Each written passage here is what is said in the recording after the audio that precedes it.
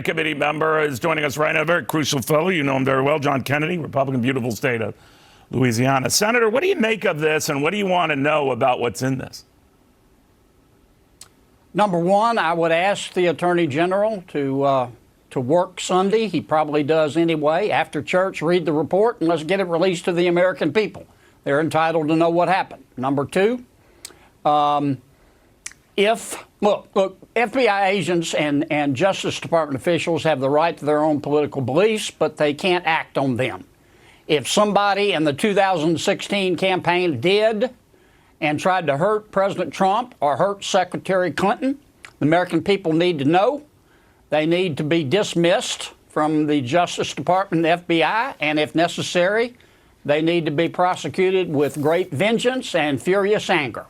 We need to get this behind us and restore the credibility of the FBI and the Justice Department. Now, if somebody didn't do anything wrong, nobody did anything wrong, then let's tell the American people. And I'm interested in having the Judiciary Committee get into this, but first I want the American people to have a chance to read the report. All right, Andy McCabe's lawyer, and of course the former deputy FBI director, his lawyer is indicating that prosecutors should drop this probe because his client has not been indicted for lying to investigators. We really don't know the full details of that, do you? No, but I do know this. Plenty of people are prosecuted by the FBI and Justice for lying to an FBI agent. Now, here's a case where an FBI agent lied to an FBI agent. If the Justice Department and the FBI are going to maintain any credibility, it seems to me that they have to treat everybody equally under the law. And once again, if Mr. McCabe did lie to an FBI agent, he should be prosecuted with great vengeance and furious anger. And I mean, what's good for the goose is good for the gander. So, Senator, when this whole investigation started, your argument has been, and other Republicans have said that, and are convinced of this, that it was started under specious circumstances, that the whole investigation of the president, when he was running for president, and the people around him, was built on a false premise. It was built on a lie. Do you still subscribe to that? Yes, and I hope I'm wrong. But here's my suspicion. There were a handful of men and women at Justice and the FBI who acted on their political beliefs. Now, some tried to hurt the president. I think some of them tried to hurt Secretary Clinton. Mr. Comey, I'm not alleging it, but he could have tried to hurt both. The American people need to know. The American people are smart enough to figure it out, but they've got to have the facts. Stop the speculation and the innuendo. Attorney General Barr, read that report, send it back to our Inspector General, and let the American people see it. If I can switch to the threat of Russia and all the back and forth, which is so intrinsic in this probe, as you know, Senator, I had Jim Mattis here. As you know, he's promoting a book, the former defense secretary, who was saying, I'm still very worried about Russia. I don't call Vladimir Putin a friend. I call him a threat. I'm paraphrasing here enough to say that he'll do it again. He'll be involved, and Russia will be involved in our 2020 campaign. What do you think of that?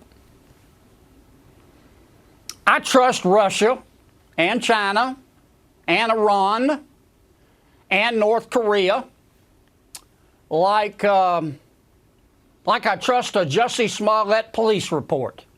You can't trust them. And they're not going to stop. They're not our friends. Since President Trump took office, they don't love us anymore. But I think, by God, they respect us now. And we've got to remain vigilant. That doesn't mean we shouldn't talk with them. The toughest job for a president is to deal with people who don't share your values, but whose interests are important to your interests. But you've got to go into it with eyes open, wide open. All right, so when other more hardliners, I think John Bolton was among them, he's out of a job now, maybe because of this view that the president and his overtures to some of these folks was a little over the top. Now, of course, he's tossed over the side. Does that direction, does that approach the president take, which was the core of John Bolton saying, all right, I can't deal with this. Do you share any of that? Well, look, I've never met Mr. Bolton. I've listened to him. I've watched him. I've read a portion of one of his books. Right. He has his point of view. I think he loves America. I don't know what happened in the White House. I do know this. Number one, you can't leak stuff that hurts your boss, if that is indeed what happened. Number two, I have great respect for Mr. Bolton, but presidents, any president, is entitled to surround himself with advisors of his or her choice. And those are the rules. Mr. Bolton was not the president. The president is the president, and he has the right to change horses. And he did. And he did indeed. They will serve at the pleasure of the president, no matter who he is. All right, thank you, Senator. Very good seeing you. Thank you.